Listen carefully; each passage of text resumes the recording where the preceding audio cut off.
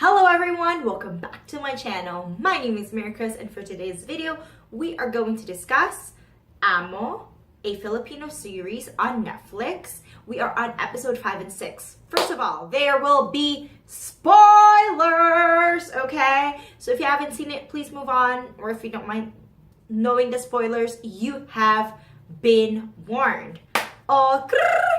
Okay, let's get started. Episode 5 is titled Cheater. Oh gosh, it starts. Oh, you know what? Hold on. Before we get started, if you see me looking down, it's because I have my laptop over here. While I was watching it, I was making notes because otherwise I would forget. And I just want to have some fresh thoughts and intake of what I thought of it. So why not? Am I right? Okay. Episode 5 is titled Cheater. Oh gosh, it starts with Joseph, the main character, getting ganged up on by 5 guys accusing him of stealing one of their girlfriends. He was then saved by his neighborhood watch. Okay, question. Is this a common thing? How do neighborhood watch get picked? Are they elected or what? Joseph was still taken to the precinct, though. Once again, he is rescued, this time by his brother-in-laws. Jeez, no wonder he's not learning his lesson. He keeps on being cuddled.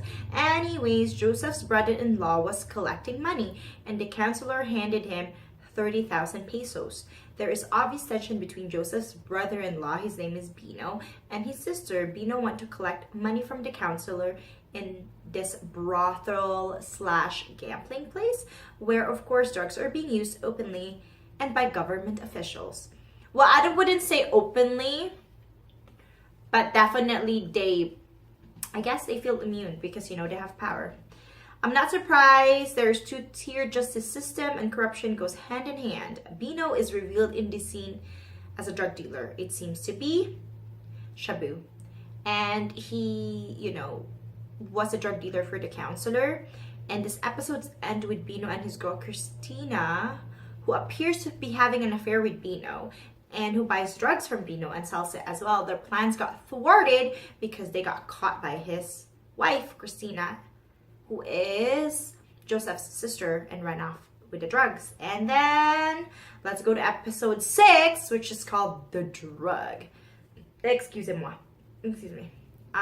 Just having coffee, that's why I'm kind of burping. Excuse me. This one is cool. Okay, episode 6 is called The Drug. Bino is angry and looking for Christina and even went to her house but can't find her. Christina is the girl that Bino was cheating on with. And then, that was at that point, right? And then I found out he has multiple baby mama.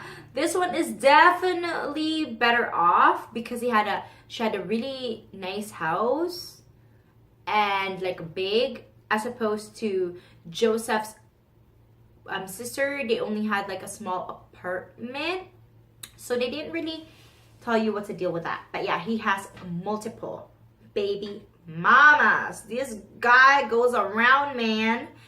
Anyhow, okay, he just went there. Oh yeah. This one is definitely better off. He went in there and took the cash because remember in episode 5, he lost the money. Christina took off when Joseph's sister went in there and say, hey, you're such a cheater, and he just ran off. So he needed that money because he collects money, and when he goes, he'll collect money for the drugs, and when he goes to his boss, that has to balance out, man. So he figured, he doesn't want to get killed, so he just went to his savings in his house, which is in a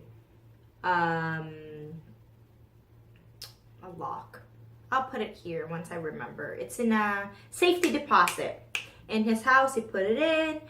He took some out. And of course, his other baby mama was upset.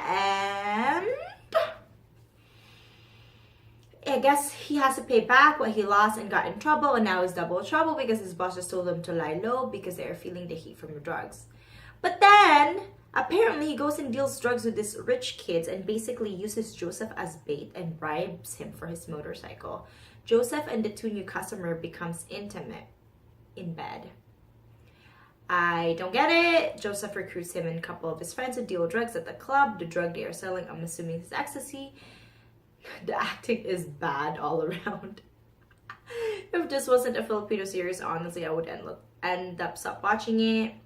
It ended with the girl he hooked up with the club, as well as giving her drugs, passing out, and taking out of the club. Okay, that was it. Yeah. So I still think the acting is bad, and I still stand by my words that if this wasn't a Filipino series, I would stop watching it. And now I'm just curious, like, how is it gonna end? I just don't get that part in the episode 6. Like, first of all, his boss saw on the news, oh my gosh, they're really, like, you know, we're feeling the heat, we're getting caught, and yet you're telling him to still sell this drugs to this rich kids that owns a club of which, you know, they sell ecstasy. And they met up with the guy, and I guess, and I don't know why they had, you know, a menage a trois. Like, I don't understand why they had to do that. Is it like a way of hazing? A hazing kind of thing? If you know, please let me know down below. That's about it. Those are my thoughts. Yeah, I think that's about it. I'm glad I wrote it down because I haven't had the chance to rewatch it. But it's good that I read it down because it's just kind of nice for me to have good notes on hand. And I think that's about it. If you like ammo, give this a like. If you like this kind of videos, subscribe and hit that notification bell so you see more videos in the future. Comment and share to our fellow Filipinos so we can watch it, because if we watch this series, even though it's not the greatest of life, Netflix is gonna know, it's gonna go into the algorithm that, hey, people are watching this. Let's get more Filipino content, and hopefully, the newer ones would be better. I mean, you know, you gotta start somewhere, right? Anyways, guys, I'll see you in my next video. Bye!